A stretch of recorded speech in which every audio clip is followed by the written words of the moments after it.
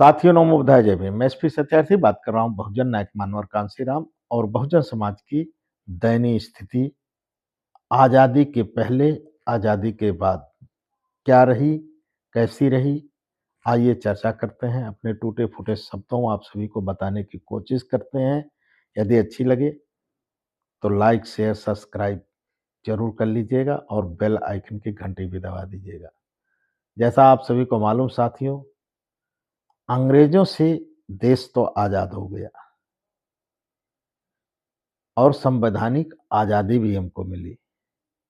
लेकिन जब 6 दिसंबर 1956 को बाबा साहेब हमारे बीच नहीं रहे, तो फिर वही गुलामी हमारे लोगों को झेलनी पड़ी। अंग्रेजों से भी बदतर गुलामी के जंजीरों में बांध दिया गया, क्योंकि जो लोग संविधान और आरक्षण का विरोध कर रहे थे, वो सत्ता में हो गए और सत्ता में पहुंच करके संविधान को ताक पे रख दिया। शारीरिक, आर्थिक, मानसिक रूप से बहुजन समाज को प्रताड़ित किया। साथियों आप सभी को मालूम है, इसी दौरान एक ऐसे व्यक्ति के कदमों का प्रादुर्भाव होता है राजनीति के गलियारे में, जिनका नाम है बहुजन नायक मानवर कांसीराम। बहुजन नायक मानवर कांसीराम एक घटना से प्रेरित होकर के समाज को जगाने निकल देते हैं और समाज को जब जगाने जाते हैं तो पहले उन्होंने 1978 में एक संगठन का निर्माण करते हैं जिसका नाम वामसेब। उसके माध्यम से सरकारी कर्मचारी, अर्ध सरकारी कर्मचारी सभी लोगों को जोड़ते हैं। फिर DS4 का निर्माण करते हैं 1981 में, दलित शोषित संघर्ष सेवा समिति। फिर उसके बाद 1984 में बहुजन समाज पार्टी का गठन करते हैं और कहते हैं जो समाज से हम लेंगे उससे दूना गति से समाज को वापस भी करेंगे। ये श्वेत पत्र जारी करते हैं और 22 पन्नों का लेटर लिख करके अपने घर भेज देते हैं। समाज को बहुत कम समय में जगा करके सत्ता के गलियारे में शक्ति का एहसास करा देते हैं, यानी मुख्यमंत्री अपना दे देते हैं, क्योंकि वो निस्वार्थ काम करते थे। इसलिए समाज जगा भी और लगा भी। लेकिन साथियों आज हम सरकार में नहीं हैं। कई ऐसे गुलामियों से हम मुक्त हो चुके हैं, शारीरिक, आर्थिक, मानसिक, लगभग हम मुक्त हो चुके हैं। फिलहाल सरकार हमारी नहीं बन रही है। कारण क्या है?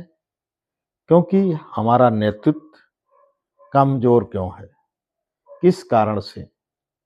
आखिर क्या कारण है? साथियों, बहुजन नायक मानवर कांसीराम जैसा नेतृत्व करता फिर चाहिए देश को, क्योंकि 1995 में जो शक्ति का एहसास सत्ता के गलियारे में माननीय बहन जी ने कराया, बहुजन नायक मानवर कांसीराम के निर्देशानुसार बहुजन समाज वहीं से आजादी मानी जाएगी। वरना इसके पहले हम आजाद थे, ये कहना समाज के साथ, बहुजन समाज के साथ एक छलावा होगा। हमारी आजादी 1995 के बाद चालू होती है और समाज वहीं से काम करना, शक्ति का एहसास कराना, कई ऐसे चीजों को वो प्राप्त कर लिया। लेकिन साथियों लड़ाई बड़ी लंबी है। हमारा दुश्मन मुस्लिम नहीं है, हमारा दुश्मन वह है जो हमारे समाज को रोकता है सरकारी या सरकारी पदों पे पहुंचने का, राजनैतिक में हिस्सेदारी भागीदारी लेने नहीं देता है। हमारा दुश्मन असली वह है। असली दुश्मन को पहचानिए और सत्ता ज़रूर प्राप्त करिए। बिना सत्ता के आप जो कुछ नहीं हैं। बाबा साहब डॉक्टर बी आर अम्बेडकर कहे थे कि सत्ता वह मास्टर चाबी है जिससे विकास के हर दरवाजे खोले जा सकते हैं। और कई ऐसे शब्दों का बहुजन नायक मानवर कांशीराम साहब ने भी आपके बीच रखे। बहुजनों का इतिहास तभी से मालूम लोगों को पड़ा कि शक्तिशाली इतिहास रहा है।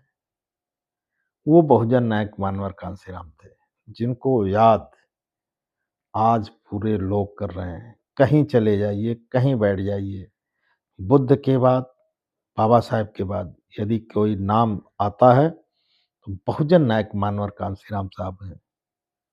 तो साथियों, आप सभी बहुजन समाज की सरकार जरूर बनाइए, चाहे वो बहुजन समाज का कोई हो। हमसे इससे नहीं लेना देना है, लेकिन बहुजन समाज की सरकार केंद्र में आनी चाहिए। यदि आप लोग लाते हैं तो बहुजन के डेवलपमेंट के दरवाजे इतनी ज़्यादा खुल जाएंगे कि आप जो सोच रहे हैं इससे कई गुना, क्योंकि आप जानते हैं आपके ही विकास के दरवाजे बंद किए जा रहे हैं। उसे खोलना है तो सत्ता में आना ज़रूरी है।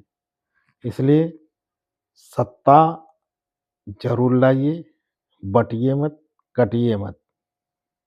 बहुजन समाज एक होइए, तब जा कर के आपके बच्चों का फ्यूचर बनेगा। तो साथियों, समाज को उस समय बहुजन नायक मानवर कांशीराम साहब जगाने के लिए जब समाज में आते हैं तो उन्होंने देखा कि समाज बोलना नहीं जानता था। उसे नाचने गाने के माध्यम से टीम बना करके बहुजन नायक मानवर कांशीराम साहब ने जगाया था। और नाचने गाते हुए कई लोग संसद पहुंचे थे, विधानसभा पहुंचे थे। वो एक दौर था, एक समय था। अब वो बहुत दूर हो गया।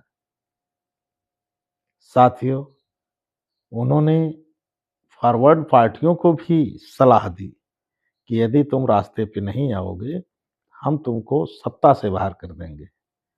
ऐसे शक्तिशाली थे, जिनकी साफ सुथरी छवि हो, उनकी सरकार क्या बिगाड़ सकती है। तो बहुजन नायक मानवर कांशीराम साहब को सैल्यूट। और आप लोग हमारी वीडियो देख रहे हैं तो लाड प्यार दुलार जरूर दीजिएगा, सब्सक्राइब कर लीजिएगा और बेल आइकन की घंटी दबा दीजिएगा। नमो बुद्धाय, जय भीम, संविधान जिंदाबाद।